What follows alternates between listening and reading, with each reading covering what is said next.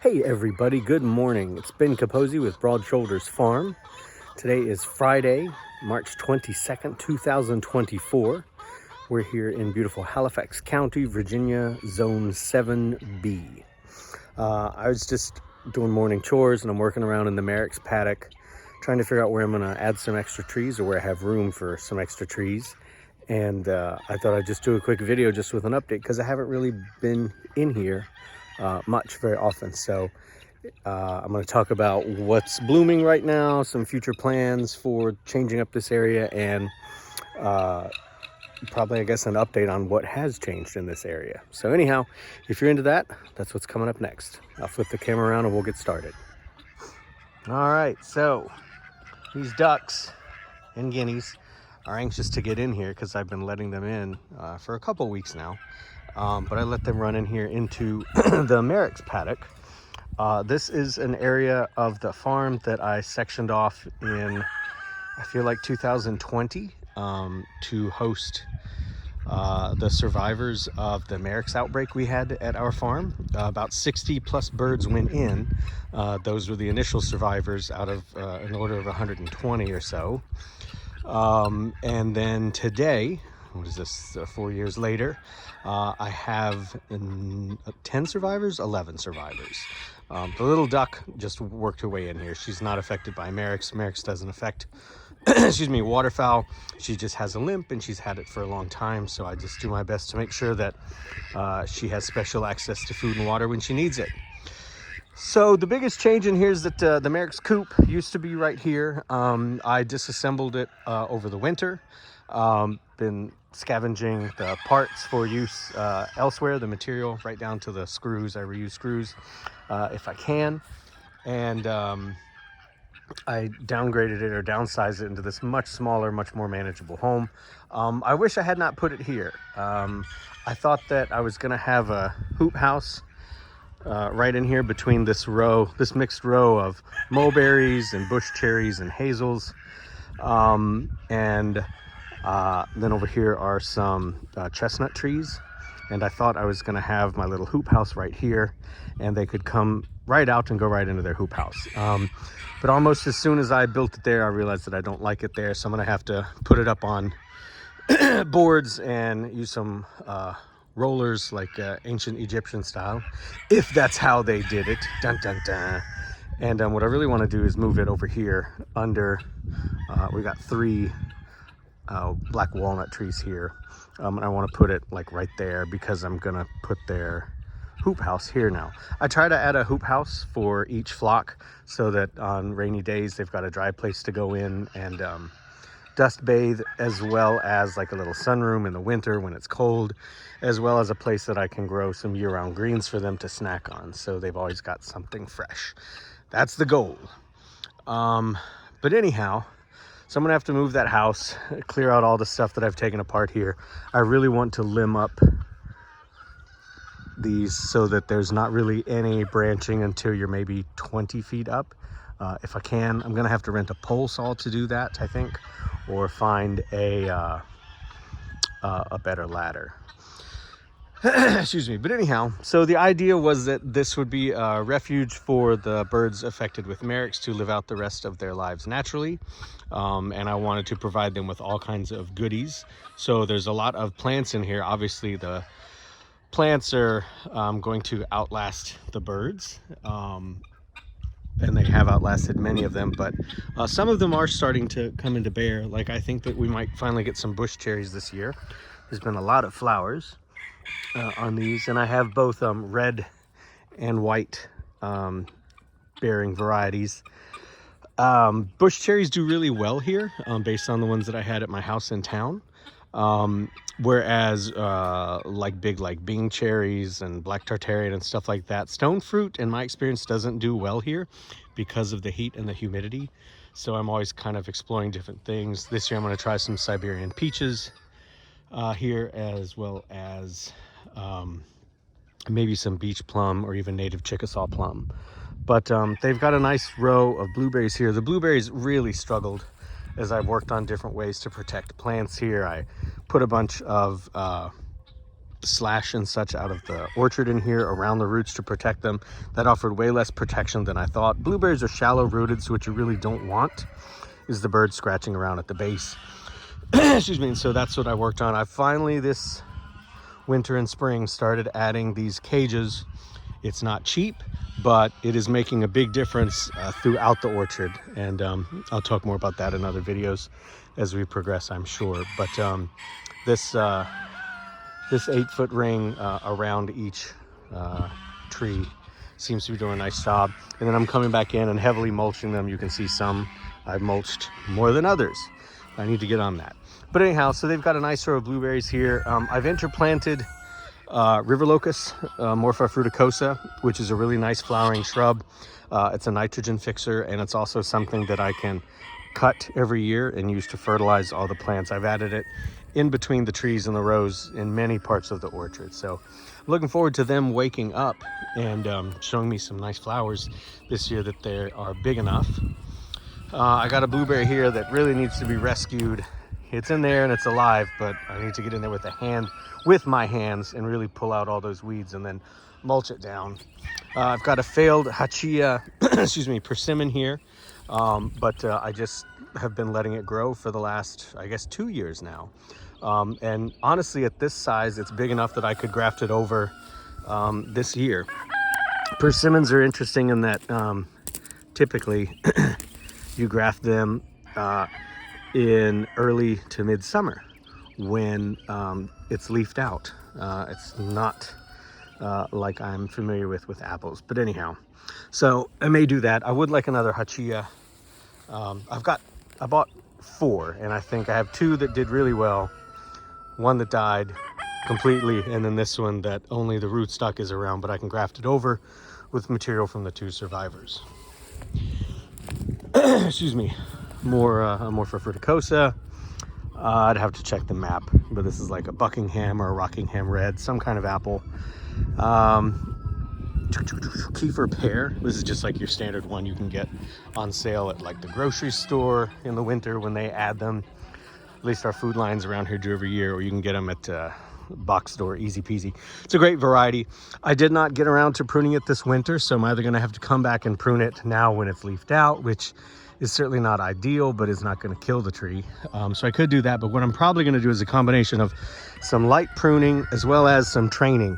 I'm going to train some of these branches down, by which I mean I'll either add weights, which I'm not going to do, so I'm probably going to put some like hay baling twine from like some bales that I've taken apart and physically tie it down like with a stake, because what you want to do is you want to get the branch used to growing at a wider angle, which creates for a healthier branch, as well as it's going to change the hormones in that branch, and it'll go from one that's trying to get the tree up to one that's trying to set fruit. So yeah, I'm definitely going to train a bunch of these so I can up the fruit production. This tree has produced, I think there were maybe a dozen or so fruits last year. So, you know, it's coming along. These are wine berries, which I'm really excited about. Excuse me. I've got room there to plant a new tree. I can't decide what I'm going to do there. So I'm working on that. Another apple tree that's done okay. I think this is a Ohio Treasure blackberry. It's coming back. Need to clean out this row more, obviously. I had a autumn olive cultivar die right here, which is really surprising, but I have more of them so I can take cuttings and make more of them. But really surprising to lose an autumn olive bush. But anyhow, I've got room to plant another tree there. This is the March, July, November paddock right here. So you can see that the laying flock is in here in their first rotation, but just like a foot out from this fence is a whole row of seedling persimmons that I am growing up and will slowly graft over. They're still quite small now. They're maybe like 1 or 2 feet tall, but eventually there's going to be a row of persimmons that will be shared with this group, the Mareks flock on this side, as well as the laying flock when they're rotated through in November. So anyhow, here's Chow. Chow has been with me. Gosh, Chow, are you 5 years old? I've only been doing this for 6 years. Chow is 5 or 6.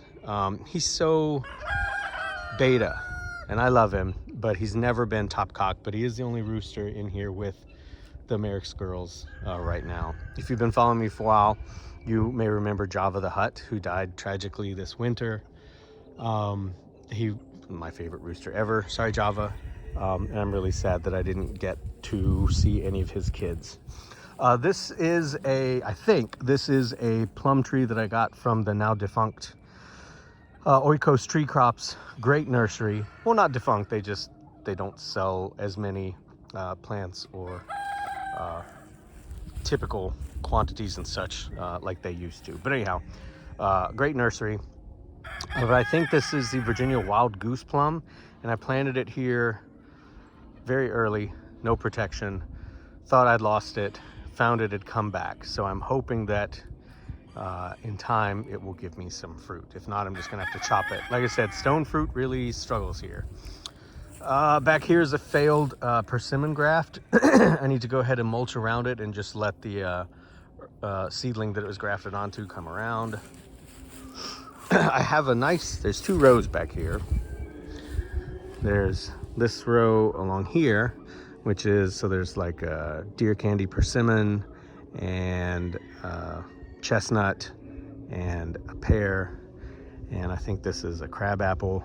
But there's also mixed in there some black locust runners, and there's a big one right there, and I'm trying to develop kind of 2 rows like this of mixed black locust as well as some fruit trees. I think I've got room in between here for another tree. I'm trying to figure out what I'm gonna put in there. I have some ideas. Right now I have mostly extra apple trees, and it can go there, which is fine. But I also want to leave room for future chestnut trees. My father-in-law has actually been working with his tractors clearing this out, which is great, because the more that gets cleared out, the more I can pick up my electric fence and push it that way, which is what I have always wanted, so that it really pushes against the forest tree line, or the woods tree line, and this becomes just a whole big area for the geese, the waterfowl to peruse the perimeter. Excuse me. Hey, Chow. Got I think this is a Guiambo persimmon right here, black locust seedling right there, a mulberry. This mulberry has not fruited. Many of my mulberries are too old to have not fruited, so I really cut the devil out of them this year. I haven't cut this one, but the ones that I cut seem to have taken the note and have really started producing fruit. It's still green, but like already here in March, they've pumped out lots of like 1-inch long green fruit. So we'll see if it ripens, which would be great. You can see this winter I took out a bunch of, there was like a whole forest of suckers of black locust, and I think there was some elm and other things back here. That's been sitting there drying for 2 or 3 months. That'll all just go right into the rows. I've got room here, especially if I limb this black walnut up. I've got room right here between these 2 autumn olive trees to put an apple. I think it's kind of risky putting an apple this close to a black walnut tree, but apples what I have right now. A persimmon might be a better bet. A chestnut might be a better bet. But I'm hoping that with the 2 autumn olive trees or shrubs to the left and right, north and south, they would help absorb any of the toxic juglone coming this way. So we'll try it. And then over here finally is the last row. Hey guys.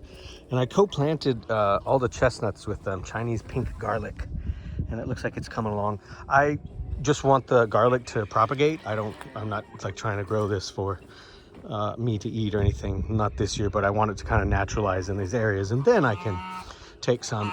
But then there's this final row along here. There's Tex, my cotton patch gander, barking out commands. That's not Poopo. Could you try again? No, I wasn't talking to you. Sorry, Siri. There's a fig here. There's a peach here. This is probably like Belle of Georgia or Reliance or Red Haven. I can't remember. There's room here for another tree. That's probably Jewel Blackcap Raspberry. I've stuck some elderberry cuttings in the ground along this row, and they seem to have done quite well. There's a there's a seedling persimmon right here. I need to let that grow for another year or two before I can graft over it. I need to take these materials to the barn. This is another autumn olive cultivar, and man, it's already covered in drupes that will become fruit, which I'm super excited about. Brilliant Rose is this variety. That's cool. You can buy these in like a 5-pack for $55 from Planting Justice Nursery out in California. Great nursery, great plants, great mission, great business model. I really, really like them. And they're one of the few folks that carry all these different cultivars. Sean Dombrowski talks about this on their Edible Acres excuse me channel, but pretty much wherever you have black walnut, you can co-plant autumn olive and pawpaw, and they will both be very happy. And that seems to have been my experience here as well. He's in I think 2 zones colder than ours, but still something to consider. More jewel black raspberry. I dropped in one of the Yisian Chinese chestnut cultivars here, and I wasn't really happy with it, and I was like, oh, I need to move it, but it's already leafing out, so you're gonna live there. I mean, I can still move it, but we'll see what happens here. And then in here is the Deer Candy persimmon. No, this one's Deer Magnet. Sorry, this is the late season one. This one is like December and January. Deer Candy, I think, is the earlier one that's like September, October. Anyhow, there's another elderberry stick that I just put in the ground. It seems to be doing fine. So anyhow, that's roughly what's going on. I'd like to eventually, I think, move all my, not all, but a lot of my nursery operations back here, because in the summer it will be fairly shaded back here. And I think I'm going to move like my air prune boxes and other things, and eventually build some kind of potting area and such out here. For this is where I'm growing out my my nursery plants. I think I've talked about this before, but I'm kind of transitioning my business model from market vegetables and eggs to plants. Just given the amount of time that I'm able to devote to the farm during the week, which is really frustrating that it's not as much as it needs. I think that moving more towards plants as our primary source of revenue for the farm makes a lot more sense. So that's the thing that's happening. But I'll always keep the birds on rotation. Certainly hope to. And honestly, I don't know if I'll write a book or an essay or something about this, but I really do hope that I can make this model of this rotational grazing through an orchard. I feel like that's something worth continuing to pursue. So anyhow, that's where we are right now. That's what's going on. This is longer than I thought, but there's a pretty good update on what's going on in the Mareks paddock. If you're interested in more about what's going on the farm, you can follow us at Broad Shoulders Farm on Facebook and Instagram. Whatever you're up to, whatever you were doing. I'm not talking to you.